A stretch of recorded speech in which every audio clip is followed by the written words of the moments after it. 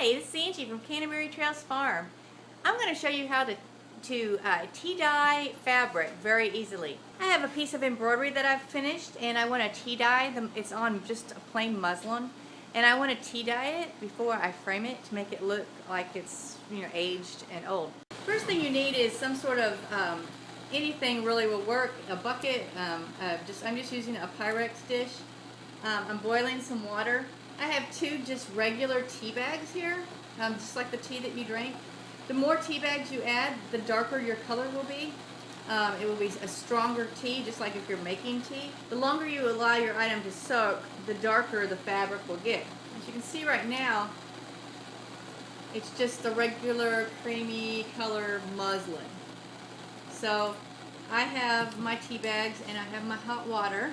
I'm going to just pour the hot water in.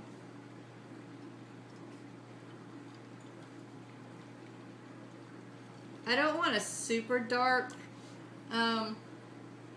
coloring for my fabric that I'm doing. So it's up to you what you would like. You can see the water is already turning into tea. All it is tea. It smells like tea. It's tea. I want mine to be sort of different. I don't, like all over, sort of like tie-dyeing. I want it to have different patterns. So what I'm going to do first of all is I'm going to fold it in half. So I have a small pan here. I'm just going to sort of accordion style it down into the tea. Now it's hot, so I'm trying to not burn myself. When I get it all in there, now I'm going to add a little bit more water.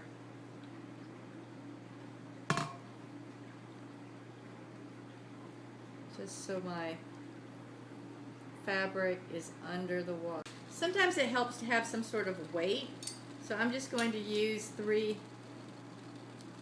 butter knives here. Okay, I'm just going to let this sit for about an hour, and then I'll come back and check it and see how I like what I see. And this is something that I am not going to be washing after I'm done dyeing it. Depending on if it's too dark, I might rinse it a little bit. If I like what I see when I pull it out, I'm just going to wring it out and I'm going to let it dry, and then I'm going to iron it.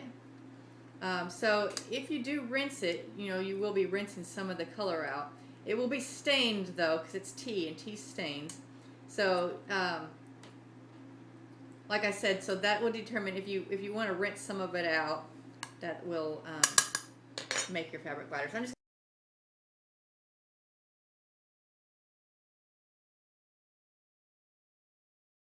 okay, it's time to take out the fabric and the tea water.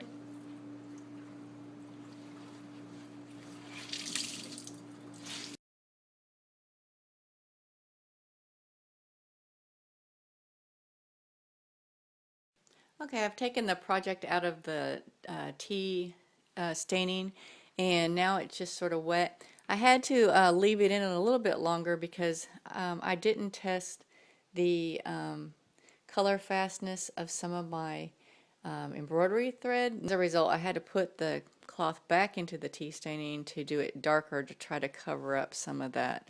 As you can see, some of the like pinkish color that came off. When this dries, whatever you do, it's always when you pull it out of the water, it's going to be darker than when it's dried. So I'm going to press out as much water out of this and just let it hang dry, and then I'll come back and I will iron the project, and we'll look at how it looks when it's completely dry.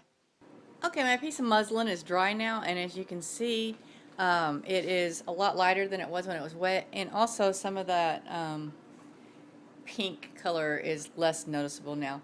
I'm going to iron it real quick, and then we'll take one final look at it. Alright, we've got it all ironed, and you can see it came out pretty good. And I also realized, I remembered why these probably bled. I used silk, colored silk to embroider this, which means it ironed up really nice and flat. It really came out really nice. It's like almost the silk fibers almost meshed in with the muslin fibers, so it almost feels like one cloth. So it turned out pretty good. Anyway, you can see like areas where in the tea staining that what you want to achieve, some uneven coloring. That's the whole point of the tea staining, to make it look like it's aged fabric. So I'm pretty happy with the way it turned out, and so I'm pretty pleased with the color that it turned out. If you wanted a very dark color to your fabric, or you're using a really bright white, you can also use coffee. You can pour coffee straight into the water and put your fabric in there. And again, with that, I would probably give it a rinse to make sure it's not too dark, because coffee will stain faster and darker than just using tea will. Tea will give it a more brown sepia tone. If you use coffee, it's gonna give it a richer brown color. But like I said, if you're using a real bright white, fresh white cotton, I would probably go the coffee route. If you wanted a darker color than just because it's probably going to come out real light on the white, bright white, unless you leave it for a long time. Since mine was like a creamy ivory colored muslin, it took the lighter tea pretty good. So I hope this has been an interesting project, and I hope you can give it a shot on some of your crafting projects to add age and sort of a sepia tone and the look of like a vintage fabric to your projects. This has been Angie from Canterbury Trails Farm. Bye.